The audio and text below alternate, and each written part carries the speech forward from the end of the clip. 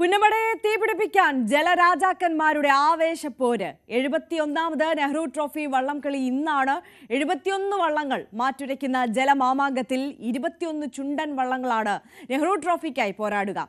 ഇരട്ട ഹാട്രിക് കിരീടം ലക്ഷ്യമിട്ട് പള്ളാത്തുരുത്തി ബോട്ട് ക്ലബ് എത്തുമ്പോൾ ജലോത്സവങ്ങളിലെ ചക്രവർത്തിയായ കാരിച്ചാൽ ബോട്ട് ക്ലബിന്റെ വരവ് സ്വന്തം ടീമുമായാണ്.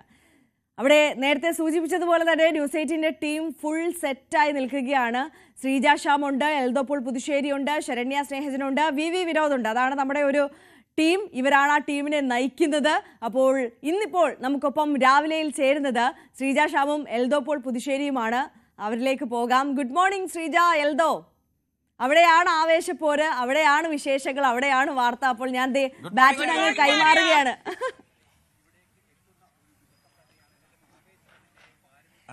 വാങ്ങി ഇനി അപ്പൊ ഞങ്ങൾ അങ്ങ് തുഴഞ്ഞോളാം ബാക്കി വള്ളം. എന്തായാലും 71ാമത് നെഹ്റു ട്രോഫി വള്ളം കളിക്കുള്ള എല്ലാ ഒരുക്കങ്ങളും പൂർത്തിയായിരിക്കുന്നു.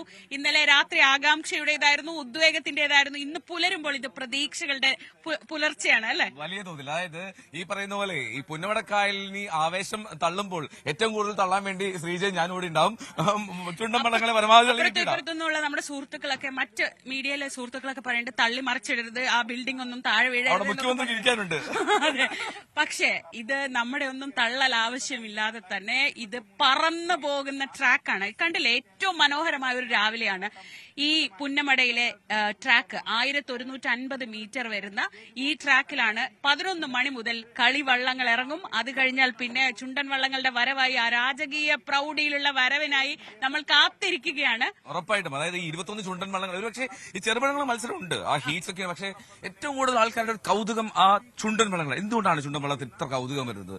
ഇത്രമാത്രം ആളുകൾ ഒരുമിച്ച് ഒരു മനസ്സോടുകൂടി ഒരേ ആയത്തിൽ ഇങ്ങനെ തുഴഞ്ഞു മുന്നേറുകയാണ്. അപ്പോൾ അതിലുണ്ടാവുന്ന ഒരു കൗതുകം, അതിലുണ്ടാവുന്ന ഒരു ഊർജ്ജം, ആവേശം. അതിലെ ട്രംപറ്റും അയലത്താളൊക്കെ മുഴങ്ങി ഇടികൂടെ വന്നിട്ടുണ്ടല്ലോ, പിന്നെ എവിടെ അങ്ങ് കുലുങ്ങും. സത്യത്തിൽ ഈ നമുക്ക് ചുണ്ടൻ വള്ളം, നമ്മൾ പൊതുവെ ഈ വള്ളംകളി പ്രേക്ഷകർക്ക് തോന്നും ചുണ്ടൻ വള്ളങ്ങളിലാണ് ആവേശകരമായ മത്സരം എന്നൊക്കെ. പക്ഷെ അല്ല, ചെറുവള്ളങ്ങളുടെ കാര്യത്തിലും ഇതേ യുദ്ധ സമാനമായ ഒരു അന്തരീക്ഷമൊക്കെ നിലനിൽക്കുന്നുണ്ട്. ഇരുട്ടുകുത്തി, വെപ്പ്, അങ്ങനെ പല വിഭാഗങ്ങളിലായിട്ടാണ് ഈ മത്സരങ്ങൾ നടക്കുന്നത്. ആകെ 71 വള്ളങ്ങളാണ് ഇന്നിവിടെ ഈ ട്രാക്കിൽ മത്സരിക്കാൻ ഇറങ്ങുന്നത്, ചെറുവള്ളങ്ങൾ ഉൾപ്പെടെ. ആ 71 വള്ളങ്ങളുടെ കാര്യത്തിലും ഈ മത്സര ബുദ്ധിയോടെ തന്നെയാണ് അവർ കഴിഞ്ഞ ഒരു വർഷമായി കാത്തിരിക്കുന്നത്. ആ മത്സര ബുദ്ധിയും വാശിയും വീറും മുഴുവൻ പ്രകടിപ്പിക്കാൻ ഇനി വെറും മണിക്കൂറുകൾ മാത്രമേ. മണിക്കൂറുകൾ. അതായത് ഹീറ്റ്സ് മത്സരങ്ങൾ. ഈ ഹീറ്റ്സിന്റെ കാര്യത്തിൽ പറഞ്ഞാൽ ഏറ്റവും കൂടുതൽ ആവേശത്തോടെ ഇന്ന് ചുണ്ടൻവള്ളത്തിലെ 3ാമത്തെ ഹീറ്റ്സ് ആണ് തോന്നുന്നു, അതെ? മൂന്നാമത്തെ ഏതാണ്ട് ഒരു ഫൈനൽ തന്നെയാണ് 3ാമത്തെ ഹീറ്റ്സിൽ പ്രതീക്ഷിക്കുന്നത്. ആ 3ാമത്തെ ഹീറ്റ്സ് കടന്ന് ആരെത്തും? പിന്നെ ഒരു വ്യത്യാസം ഉണ്ടായിരുന്നു. മുമ്പ് ഈ ഓരോ മത്സരങ്ങൾക്ക് ഒടുവിൽ ആരാണോ ജയിക്കുന്നത്, സാധാരണ നമ്മൾ ഓട്ട മത്സരത്തിലൊക്കെ കാണുന്ന പോലെ ആരാണോ ഒരു ഹീറ്റ്സിൽ നിന്ന് ആരാണോ ജയിച്ചു കയറുന്നത് അവർ ഫൈനലിലേക്ക് പോകും. അങ്ങനെയായിരുന്നു. പക്ഷെ ഇപ്പോ സ്ഥിതി വളരെ വ്യത്യസ്തമാണ്. ടൈമിന്റെ അടിസ്ഥാനത്തിലാണ് പോകുന്നത്. അപ്പോ ഒരു ഹീറ്റ്സിൽ നിന്ന് തന്നെ ചിലപ്പോൾ 2 വള്ളങ്ങൾ കയറാം, 3 വള്ളങ്ങൾ കയറാം. അങ്ങനെ ഒരു ഹീറ്റ്സ് ആണ് 3ാമത്തെ ഹീറ്റ്സ്. മറക്കരുത്. ശ്രദ്ധിക്കേണ്ടത്, ആദ്യത്തെ ഹീറ്റ്സിൽ 1ാമത്തെ ഹീറ്റ്സിൽ ഫൈനലിൽ കയറില്ല. 1ാമത്തെ ഹീറ്റ്സിൽ 2ാമത്തെ ഹീറ്റ്സിൽ 1-2 സ്ഥാനക്കാരൊന്നും ഫൈനലിലേക്ക് പോകുന്നില്ല. ഏറ്റവും മികച്ച ടൈമുള്ളവർ, അതാണ് ഏറ്റവും മികച്ച ടൈമുള്ള 4 വള്ളങ്ങൾ ഫൈനലിലെത്തും. ഇത്തവണ ഒരു പ്രത്യേകത കൂടിയുണ്ട്. അത് 6 ഹീറ്റ്സ് മത്സരങ്ങൾ. സാധാരണഗതിയിൽ 5 ഹീറ്റ്സ് ഒക്കെയാണ് നടക്കാറുള്ളത്. പക്ഷെ ഇത്തവണ 6 ഹീറ്റ്സ് മത്സരങ്ങൾ, 21 വള്ളങ്ങൾ 6 ഹീറ്റ്സിലായി ഇറങ്ങും. അതിൽ അവസാനത്തെ ഹീറ്റ്സ് ഒക്കെ ആകുമ്പോൾ ആവേശം കുറയുമെന്നൊരു ചെറിയ സംശയമുണ്ട്. കാരണം ആകെ 2 വള്ളങ്ങളേ ഉള്ളൂ. അതിലൊരു പ്രശ്നം എന്താണെന്നറിയോ? ഈ 2 വള്ളങ്ങൾ മത്സരിക്കുമ്പോൾ മത്സരത്തിന്റെ ഒരു വീര്യം, നീ വെള്ളത്തിൽ ചാടും പ്ലീസ്. എനിക്ക് മാത്രമേ, പ്രിയപ്പെട്ട പ്രേക്ഷകരെ, എനിക്ക് മാത്രമേ നീന്തൽ അറിയുള്ളൂ. ഇവരാരെങ്കിലും വീണാ ഞാൻ രക്ഷിക്കേണ്ടി വരും. അതുകൊണ്ട് പിന്നെന്താ, ഈ ലൈവ് കഴിഞ്ഞിട്ട് മതിയാവോ എന്തോ. ശരി, അപ്പൊ ഞാൻ പറഞ്ഞു വന്നത്, ഹീറ്റ്സിൽ വള്ളങ്ങളുടെ എണ്ണം കൂടുമ്പോൾ അതിൽ ഏറ്റവും മികച്ച ടീം എത്തുമ്പോഴാണ് അവരെല്ലാവരും ഏറ്റവും മികച്ച ടൈം പുറത്തെടുക്കുന്നത്. ഇപ്പൊ ഏറ്റവും വലിയ പോരാട്ട വീര്യം കാണിക്കാത്തവരാണ് വരുന്നതെങ്കിൽ അവർക്ക് ആവേശം വരുന്ന മറ്റേ വള്ളം വരുമ്പോഴാണ് ഇവർക്ക് ആവേശം കൂടുന്നത്. അപ്പൊ ആ ആവേശം കൂടണമെങ്കിൽ വാശിയേറിയ ഹീറ്റ്സ് നടക്കണം. വാശിയേറിയ ഹീറ്റ്സിൽ ഏറ്റവും മികച്ച സമയം കുറിക്കുന്നവരാണ് ഫൈനലിലേക്ക് എത്തുന്നത്. ഫൈനൽ എന്ന് പറയുമ്പോൾ ഒരു 5 മണിയൊക്കെ ആവും.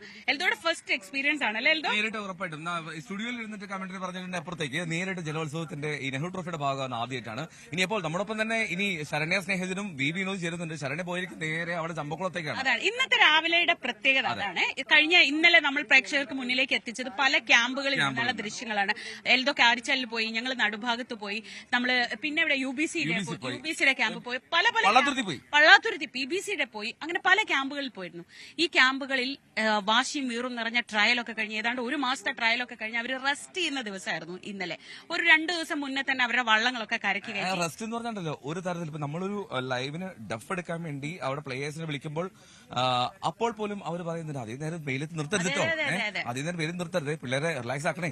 അങ്ങനെ വളരെ ഞങ്ങൾ പോയപ്പോ നടുഭാഗത്തിന്റെ ക്യാമ്പില് കസേര കളിയാണ് നടക്കുന്നത്. അപ്പൊ ഞങ്ങൾ ഇത് വള്ളം കളിയാണോ കസേര കളിയാണോ? അപ്പൊ എന്താ വെച്ചാൽ ഇന്നലത്തെ ദിവസം അവർ ഭയങ്കര റിലാക്സ് ആയി സ്ട്രെസ് ഫ്രീ ആയിട്ട് ഇറങ്ങി. ഇന്നത്തെ പുലർച്ചെ എന്ന് പറയുന്നത് അവർക്ക് വളരെ ഭക്തിയുടെ പ്രാർത്ഥനയുടെ ഒരു പുലർച്ചെയാണ്. കാരണം എല്ലാ വള്ളങ്ങളും കരയ്ക്ക് കയറ്റി ഇരിക്കുകയായിരിക്കും. ആ വള്ളങ്ങളെല്ലാം ഇന്ന് രാവിലെ തൊട്ട് ഓരോരുത്തരായി തിരിച്ച് ഇങ്ങോട്ട് കൊണ്ടുവരാൻ വേണ്ടി ഇറക്കും.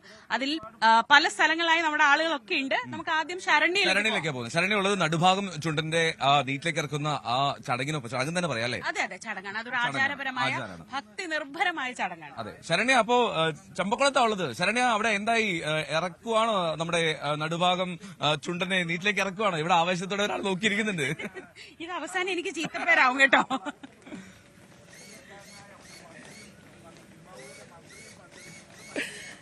എന്തായാലും വലിയ പ്രതീക്ഷയോടുകൂടി നടുഭാഗം ഇപ്പോൾ നീറ്റിലേക്ക് ഇറങ്ങാൻ പോവുകയാണ്. നമുക്കറിയാം അവർ ആഴ്ചകൾ നീണ്ടുനിന്ന പരിശീലനത്തിനൊടുവിൽ സുഖചികിത്സയ്ക്ക് എന്ന പോലെ വള്ളപ്രയിലേക്ക് കയറിയ നടുഭാഗമാണ് ഇന്ന് നീറ്റിലേക്ക് ഇറങ്ങാൻ പോകുന്നത്. എല്ലാ തയ്യാറെടുപ്പോടും കൂടി ഭക്തി നിർഭരമായൊരു അന്തരീക്ഷത്തിൽ ആണ് അത് ഇപ്പോൾ നമുക്കറിയാം ആ പുന്നമടയിൽ നെട്ടയത്തിലേക്ക് എത്താൻ പോകുന്നത് എന്നുള്ളതാണ്.